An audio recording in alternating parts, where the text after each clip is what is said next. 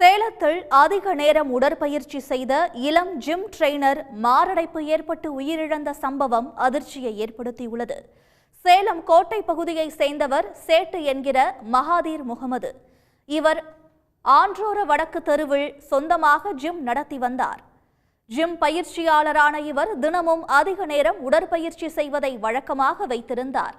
இவர் 2 தினங்களுக்கு முன்பு இரவு சுமார் 2 மணி நேரம் உடற்பயிற்சி செய்ததாக தெரிகிறது.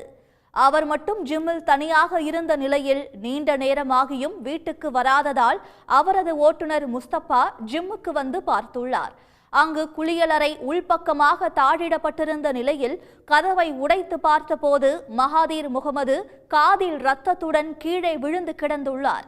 இதையடுத்து மருத்துவமனையில் பரிசோதித்த மருத்துவர்கள் அவர் மாரடைப்பு ஏற்பட்டு உயிரிழந்ததாக தெரிவித்தனர். ஆஸ்பத்திரிக்கு எடுத்து போய் செத்து போய் 1/2 மணி நேரம் ஆயிடுச்சுன்னு சொல்லிட்டாங்க. இந்த ஹார்ட் அட்டாக் ஆயிடுச்சு, ஹெவியாக ஒர்க் பண்ணல, பிபி இருக்குது அவனுக்கு, அதே அடங்கிடுச்சுப்பா, வேற ஒன்றும் ஆகலப்பா. அவங்க சொல்லியிருக்கிறேன், அவனுக்கு எத்தனையோ தடவை சொல்லியிருக்கிறேன், ஜிம்முக்கு ஹெவியாக பண்ணாதடா, ஹார்ட் அட்டாக் வந்துடும்டா, பிபி இருக்கிறனால பார்த்து இருடான்னு எவ்வளோ தடவை நான் அவனுக்கு சொல்லியிருக்கேன்ப்பா. விசாரணையில் மகாதீர் முகமது உடற்பயிற்சி செய்துவிட்டு நீராவி குளியல் எடுத்துக்கொண்டது தெரிய வந்துள்ளது. அவருக்கு ஏற்கனவே இரத்த அழுத்தம் இருந்த நிலையில் கடுமையான உடற்பயிற்சிக்கு பின் நீராவி குளியலில் ஈடுபட்டதால் உடலில் இரத்த அழுத்தம் அதிகமாகி இருக்கும் என மருத்துவர்கள் கூறுகின்றனர்.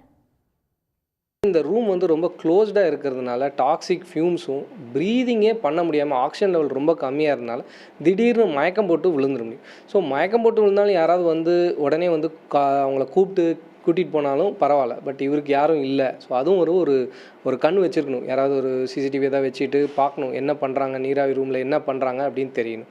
So always remember, pre existing conditions இருக்கிறவங்க ஜிம் பண்ணுறது ரொம்ப கேர்ஃபுல்லாக இருக்கணும்.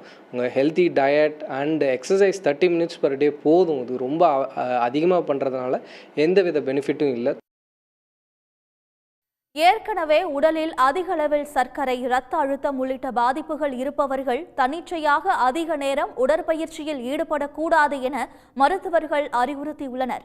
மேலும் சரியான உணவு முறை, தினமும் 30 நிமிட உடற்பயிற்சி, தூக்கம் உள்ளிட்டவை இதயத்தை பாதுகாக்க போதுமானது என்றும் தெரிவித்தனர். உடனுக்குடன் செய்திகளை தெரிந்து கொள்ள சன் நியூஸ் பெல் ஐகானை கிளிக் பண்ணுங்க.